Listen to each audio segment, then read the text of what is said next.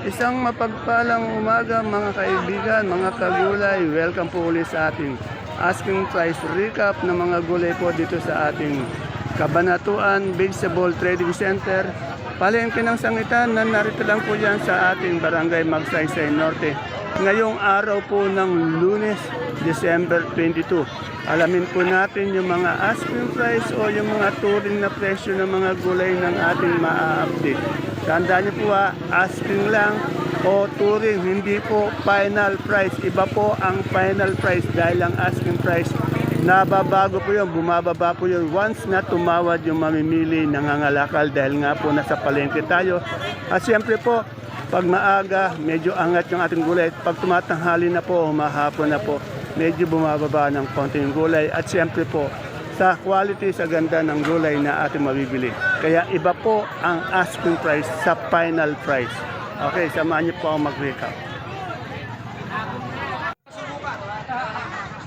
Sa talong po natin, 40 pesos hanggang 50 pesos per kilo. Tandaan niyo po puro asking price lang po mga ito. Yung upo naman po, nasa 20 pesos per kilo asking price.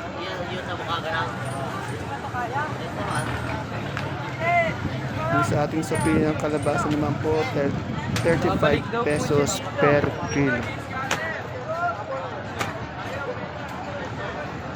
Sa ating siling panigang, nasa 80 hanggang 120 per kilo.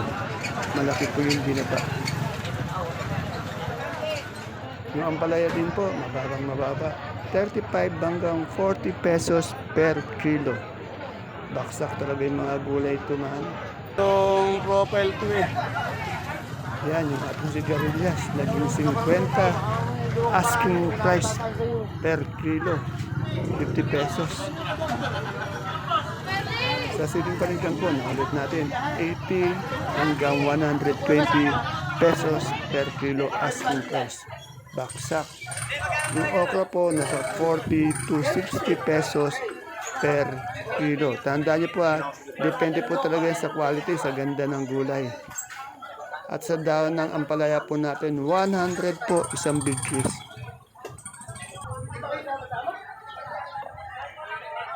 Sa patolang palikpik naman po, nasa 30 pesos per kilo.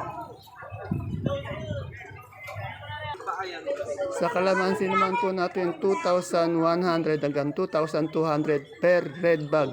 Na mali po ako ng nakalagay 210 eh. 2,001 po yan hanggang 2,002. Yung peche naman po, 25 pesos per kilo. Sa mustasa, 35 pesos per kilo. Yung ating supremang kalabasa po, yung malaki po yan, nasa 25 pesos per kilo. Yung medium po, nasa 24 pesos per kilo. At yung saluyot po natin, medyo bumaba din, 12 per tali. Talbos ng kamote, 12 din. Alugbati, 12 per tali. Yung daon ng sili po, 100 pesos per kilo.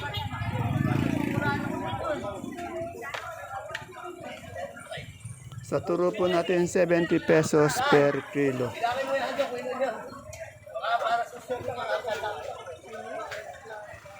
Sa bonito naman po natin, 20 pesos per kilo.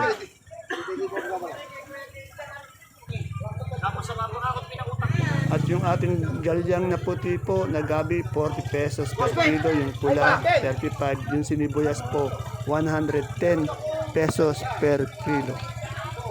Mga gabi po yan, ha. Punta naman po tayo sa kamote per kilo. Taiwan Sea, 40 pesos per kilo. Dilaw, 40. Ube, 40. Yung puti po, 35 pesos per kilo. Yung ating labong po, medyo pirmi sa 50 pesos per kilo. Sa luya naman po nating magulang, 80 pesos per kilo, 17 semi, yan, nasama sinibuyas. Yung dilaw po, 50, sinibuyas na gabi, 110 per kilo. Kasama ko yung sinibuyas. Yung ating lasuna po, nasa 70 pesos per kilo.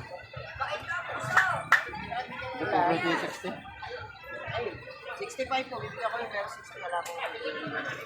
At sa ating puso po ng saging naman, nasa 35 pesos per kilo. At yung sa ating pipinong bakla, 25 per kilo. Yung puti po, 20 lang. Sa pipinong bakla, 25. At yung patola po natin kinis naman, nasa 15 pesos per kilo.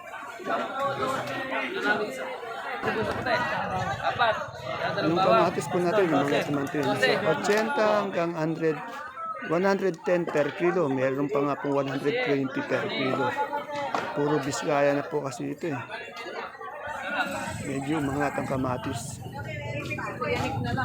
Sa sigarilyas po, yan, medyo mababa tayo.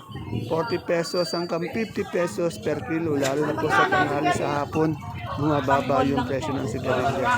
Yan, talong na domino po, pang-mall po to. Kay ate, ano to, Bibian, 180 per kilo. Maganda yung talong domino niya.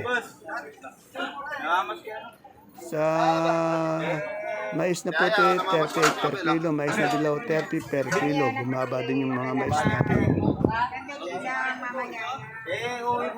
Pareho, ano na yung legit? Ano natin? Yung sa ating siling Taiwan po, gintong-ginto, 600 pesos per kilo. Wala. Ayun, upo. Sa sibuyas na puti po natin yung big, yung China, 530 per bag. Medium, 570 per bag. Yung Holland po, 720 hanggang 800 per bag.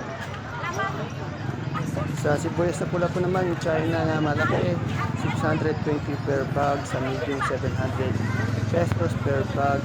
Yung Holland, 720 hanggang 800 per red bag. Sa sibuyas na local naman po natin, 1,600 pesos per red bag.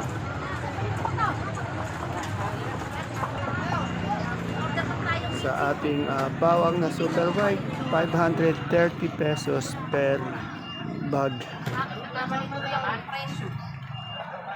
At sa ating kanso po naman, bawang 450 pesos per bag.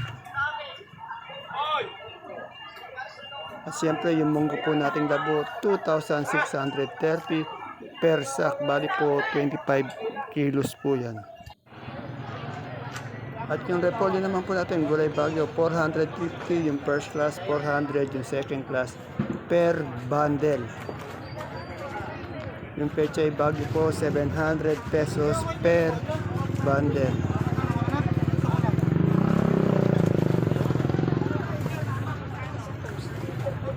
Sa ating patatas po, 900 pesos per bundle.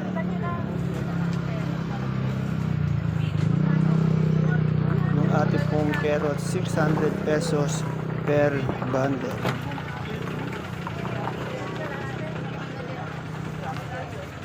Sa ating labanos, 550 pesos per bundle.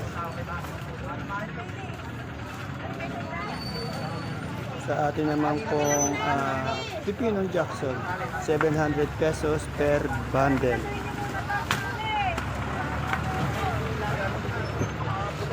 At yung ating sayote po, 850 pesos per bundle.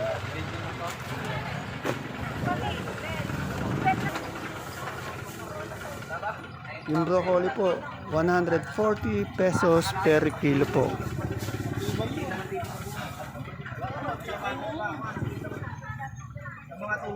Sa ating cauliflower, 100 pesos per kilo.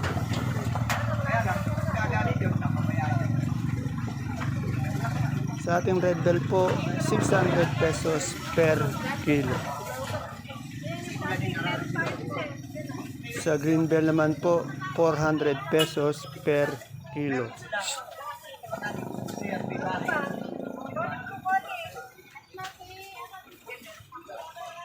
Sa ating lemon po na imported, 180 pesos per kilo. Yung young corn po, 35 pesos per styro o per pack. At sa ating celery po, 140 pesos per kilo. Sa leeks, 240 per kilo.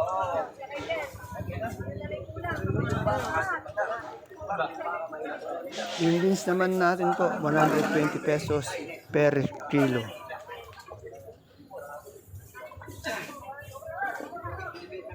At sa ating lettuce na bilog po, 350 pesos per kilo. Yung green ice, 350 pesos per kilo.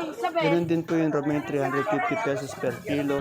At yung butchey po, Ayan po yung 150 ating mga asking pesos price per update. Recap ng mga gulay po dito sa ating Kabanatuan Vegetable Trading Center.